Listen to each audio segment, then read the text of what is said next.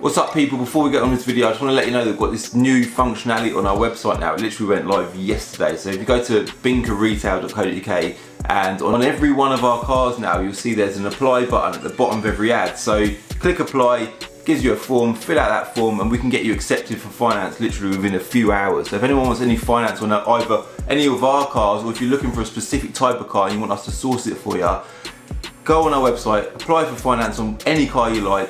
We do zero deposits, you can put a deposit down as well if you want. We do great rates, we're a trusted brand, we're based in Milton Keynes, so if you're looking for finance, give it a try, alright? I'll put the link for Binker Retail in the description below and in the pinned comment.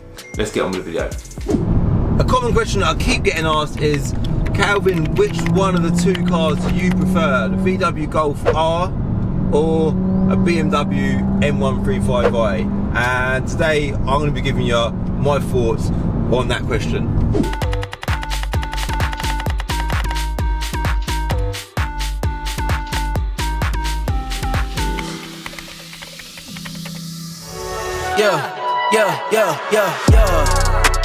Coming in, flex, I just wanna win, LABB who we running with, 2233, I'm on 10 again, state your name, big been dope on flame, I just switched the lanes, damn he did it again, I just flipped the pain, stripping and dipping in bass, slab on everything.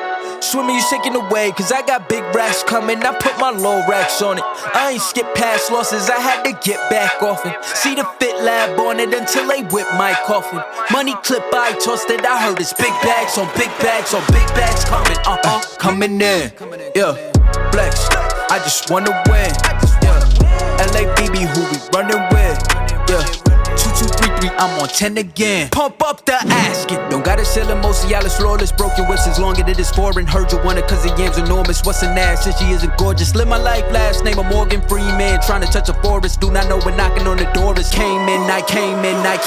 Did it like the Porsches. Coming in, flex, I just wanna win, LABB who right, so we are now at Binker, and for the purposes of this experiment I don't actually have a Golf R, annoyingly. It's probably the first time in a hell of a long time that I don't have a Golf R in my life, but I don't really know where to start. I think character, I know I mentioned the word character a lot, but character is everything with a car. And like, you can jump in like that Astra for example and it ain't got no character. It does a good job, you know, it's got 5 doors, it's practical and it's sensible.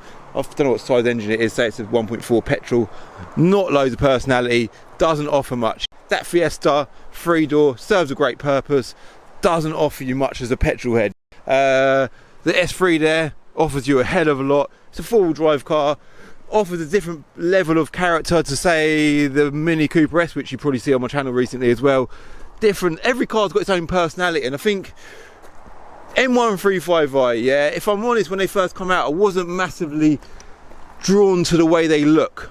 That has grown on me massively since, but I wasn't massively drawn to the way they look. And I think a lot of cars like that, when they first come out you're like, I don't know if I like that. Do you know, it's funny I say that actually, because the new M135i, a lot of people are commenting negatively about the big grills, which I agree with everyone, they look hideous, but I guarantee that will definitely grow on all of us and in time we'll love them. This early M135i has obviously got the square back lights. The newer ones, when they first come out, again I didn't like them, but I do really like the newer rear lights now. Interior wise, like I said, I don't have a Golf R for this video, but I've got loads of shots of Golf Rs, so as I do this video, I'll put some overlay shots just to show you my thoughts on Golf Rs. Yeah, so the interior of this car is obviously a nice place to be. There is sort of debate that it's a bit plasticky, a bit cheap. The steering wheel isn't very attractive, but the steering wheel on the facelift cars are a lot nicer. Golf R interior, if I show you a shot of a Golf R interior, they are a very nice place to be. I would say probably a bit more of a quality feel to them. Steering wheel's a lot nicer, and I don't know, a bit more space. I think space is definitely a key factor. Moving on to the exterior of the M135i, what else can I say about it? It's got this particular one obviously looks quite mean. It's got quite a stance look. It's been lowered. It's got a front splitter on the bottom there. and the wheels are spaced a little bit, so it gives it a nice sort of aggressive looking stance, yeah. But like I say, character for me is everything. And one thing with this car, it's a 3 litre straight six turbocharged rear wheel drive hatchback, and I think that is what makes that thing so bloody unique over not just every car in this yard, but every car on the road. Oh, you know what, E36 character, a car with character, yeah. You can't get this. That's a free to weight sport, which was quite a rare thing. 6-cylinder engine, rear wheel drive. Obviously back then things were rarely turbocharged. Then wheels are split rims, yeah. You don't see split rims on anything now. What manufacturer produces a car with split rims? They don't, because they're a pain in the arse. But that car has split rims. I know that they are hideous. Look at the condition of them. They are not in good condition at all. But that's a car with a lot of character, and that actual car has got one owner from you. I have tried getting on the channel because I think it deserves a bit of airtime. Look at that. That's good. That is character. But I want to get the wheels refurbed. If anyone knows who can refurb split rims, tell them to get in contact with me, because I want to get them wheels done. I know it ain't a cheap job as well, by the way, so I don't think I'm expecting anything for nothing. Moving on from that, Vivaro. I love a van. Vivaros they're good vans, let's face it. This is a facelift one. Do you know what? We won't talk about the Vivaro. Let's talk about the Porsche instead. 944. Talking about character again, yeah. That car there has a hell of a lot of character. Back in the day when they come out, again, I wasn't a massive fan of the way they look. I think they're a funny looking thing, but nowadays, that is such a bloody cool looking car. That is proper retro. When do you ever see a car that looks like that? The seats are all one piece, like my RS6 that's currently broken. But that looks good, like the headrest is part of the backrest. Love that. The back end, look at the width of the arches. You know, even the mirrors, look at that. Just little bits of character. And they also done a 924, so this is a 944. And the main difference, I don't know the main difference, any more differences, but the main difference through my eyes was the fact that the 924 didn't have these big boxy arches, which I think is an absolute must. Before we go, yeah, let me just show you something, because I just put this on my Instagram as well, just to sort of show everyone what's going on. So obviously this is our yard, and in here, Jerome, there's Jerome Binker, everyone, star of the show. So this is like our photo room, yeah, it's where we take the photos for the cars. There's Binker and Binker Retail. I know I've explained all this before. I'm not going to bother explaining it again, but I just wanted to show you around. Yeah, so at the minute you can see it's a bit of a mess, but through here we've got offices in there, and then through here, look at that nice door. Look at that nice door. That's so nice, isn't it?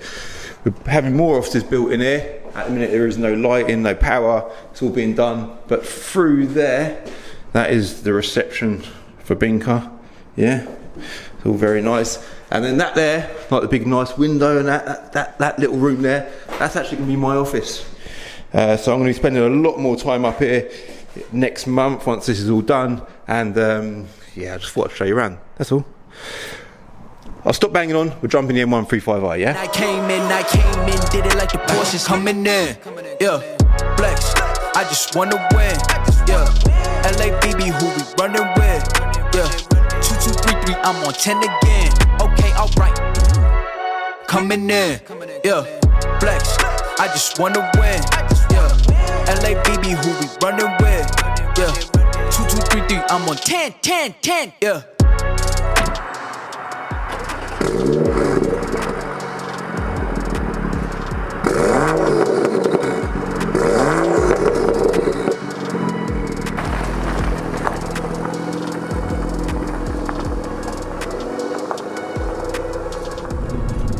M135i. Now, every time I drive this car, it puts a smile on my face.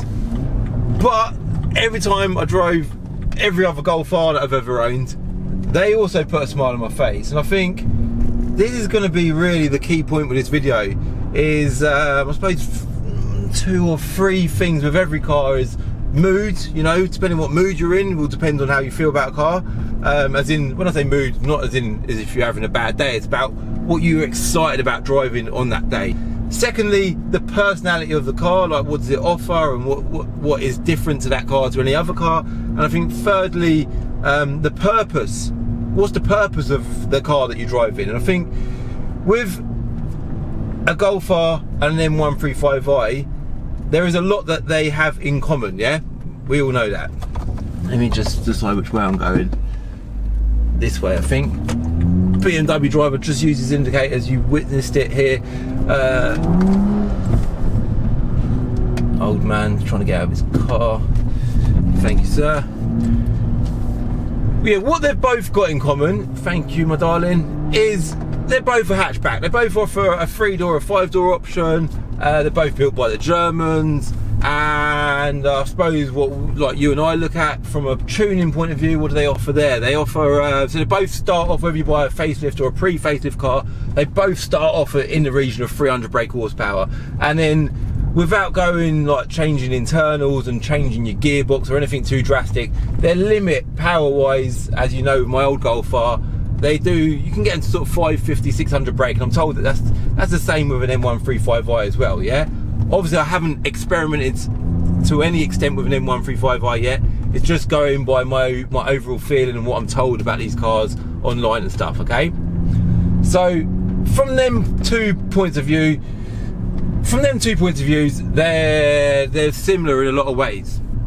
But the thing that is very different about these cars is, firstly, this is a 6-cylinder engine. The Golf R is a 4-cylinder engine, which on the plus side of the Golf R, to get big power or to hit that golden 600 bhp number, you can actually do it with a Golf R, and it's got a tiny little 4-cylinder engine. Whereas with an M135i, you'd expect it to have an ability to be tuned beyond 600 brake horsepower a lot more comfortably. But like I say, I'm told that ain't actually as possible as you'd think. So the second thing is the drivetrain. A Golf R is 4-wheel drive, which is brilliant, absolutely brilliant. This M135i is obviously a rear-wheel drive car, so from this is never going to be a quarter-mile car unless you put some huge like drag tyres on the back. And then I suppose in the wet, it's never going to put a massive amount of power down. There's obviously going to be traction issues with a rear-wheel drive car, whereas with a 4-wheel drive, you're never going to have that. If you're running at 550, 600 bhp, of course you are going to get a bit of slip, bit of give on the wheels, but you're going to expect that because you're running huge power. Mood, that's something else I spoke about. Now, depending on what mood you're in, as in, when I say that, I currently own an RS6 and an M135i. Peak, I say this a lot as well, peak power isn't always like the be-all and end-all to how excited you're going to feel about the drive of a car, because this is 440 bhp. The RS6 is, well, at the minute it's 0 bhp because it don't have a bloody engine in it, but it's around 700 brake horsepower. So in theory, you'd think, because it's the higher brake horsepower car, I'm going to go right here, I think. I did press my indicator then, but it didn't actually work. And I am actually one for using my indicators. So yeah, in theory, the 700 bhp car is going to be the more exciting one to drive, but in fact, it's not. Because when you jump into an M135i, and even in the dry, like now, you're constantly, you've got it in the back of your mind that you're going to lose traction. So if I, see what I mean? You're constantly thinking about where the rear wheels are going, which is brilliant. And if you're in that mood where you want to, oh, I've just come this way and I can't even go that way, so on the A5 we go. If you're in the mood where you want to have a bit of fun and lose a bit of traction, the M135i is the car to have. And if you're in a mood where you want something with traction, you jump in your 4-wheel drive car. And the point I'm getting at here is the personality of the car, because I think that really is the most important thing. If you're looking for a hatchback car, you know your purpose, you know what you want it for. You want a car that's just a small, nimble, bit of fun, and and a hatchback ticks 10 boxes. So you already narrowed it down to that type of car. The question is, what kind of personality of a car you're after? And if you're asking me right now, which car do I think's better out of a Golf R and an M135i? Honestly, this is the golden question, isn't it? The reason why I currently own an M135i and I don't own a Golf R is because I want a different type of fun. And for me, when I bought this car, there was, and I said this in a previous video, there was absolutely no way I didn't even consider any other cars, because in theory you'd think that someone looking at M135i might look at an Audi S3 for example, or a Honda Civic Type R maybe, but there wasn't anything. There literally wasn't another car, not even an M3 or an M4 or a C63, because I suppose budget's a big factor there, but there wasn't another car on the road that I could have gone for that would have given me what this car gives me. And I'm not saying that in a way to put down Golf R's at all. You know, if you're new to my channel, go and check out my Golf R content. I've done absolutely loads of Golf R content, and I've got nothing but good to say about Golf R's. I think they're amazingly good cars in so many ways. But right now, this car just offers me exactly what I want. Before we end this video, there's one more thing I want to talk about with this car, and that is drivability. And that's something that I've really kicked myself for not mentioning before. Although a Golf R is massively drivable, it is also quite predictable, and I said that about the RS6 as well.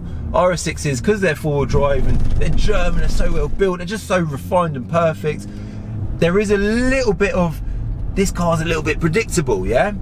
But when you've got a car that's two-wheel drive, whether it's front-wheel drive or rear-wheel drive, with lots of power, it makes it unpredictable. This car is unpredictable, but very drivable at the same time, and I know that's quite a lot to take in. And the way it delivers power, and the way it kind of keeps you on the edge of your seat, but it ain't scary, it's quite, or very, very unique.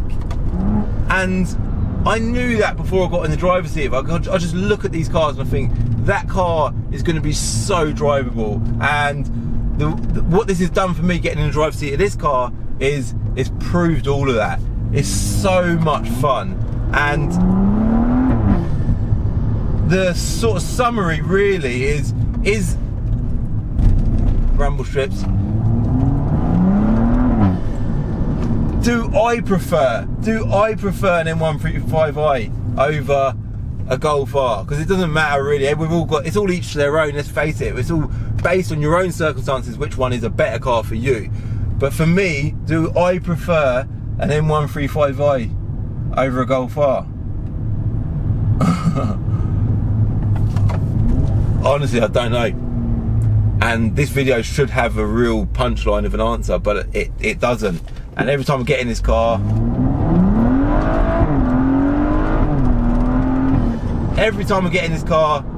it impresses me so much. So I think I haven't really concluded much, have I? I might have helped you have a thought or a feeling on a car that you're about to buy. That might have been something that I've offered you in this video. But honestly, Golf R's are amazing cars. BMW M135i's are also absolutely amazing cars. And purpose, they both serve the same purpose. Personality, they've both got different personalities. And mood, depending on what mood you're in or what car you fancy or what you want from the driver of the car, will depend on which one you'll go for, yeah?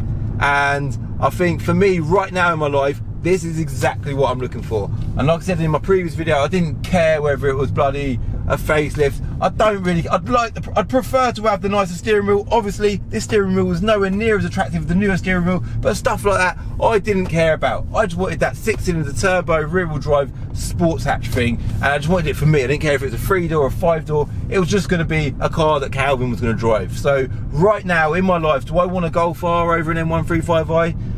Definitely not. This is exactly what I'm looking for. So I hope that's kind of helped you. So people out there probably looking and thinking, I want to get a Golf R, I want to get an M135i. I came to this video because I was hoping that it would have the answer. They're both amazing cars, so just decide for yourself which one is better for you. Let's get out of this junction.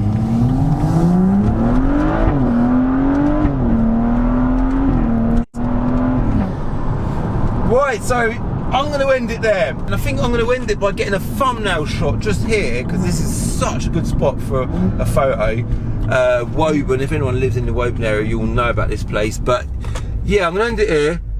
But yeah, one thing I didn't say, by the way, is this is an 8-speed ZF gearbox, which is supposedly more reliable than a dual clutch gearbox. That's a point to consider, but I must admit, both the Golf R and the 8-speed ZF in the M135i I think are bloody brilliant, and they drive very similar. I haven't got anything bad to report on either one. There's actually deers just sort of chilling over there. That's random, isn't it? I'm going to end it there. All of the links or anything I've mentioned in today's video, like Binker Retail. I've also got my NAFFCO54 t-shirt on today. You can get them at NAFFCO54.com. I'll put all of the links for everything in the description, the video description below. And what else have I got to say? Nothing. I'm going to stop. I'm going to stop talking. Hit like if you like the video. Hit subscribe if you're new to my channel. If you want to see any Golf R content, go and check out. I've got loads of Golf R content on my channel. Also, my old Golf R, like the 560 odd BHP or whatever it is now, that is available to buy at our Binker Retail website. You can buy that on finance with a warranty. I thought I'd mention that quickly before I go, because you never know, there might be someone out there wanting to own a super powerful VW Golf R. I'm gonna jump out here, get a good thumbnail shot of the car, and I'll see ya in my next video. In the next episode of Diary of a Car Trader, I buy an old Bentley Arnage and I break down in it. Oh, what the f***? This is cut out. Oh my god. I can't believe this.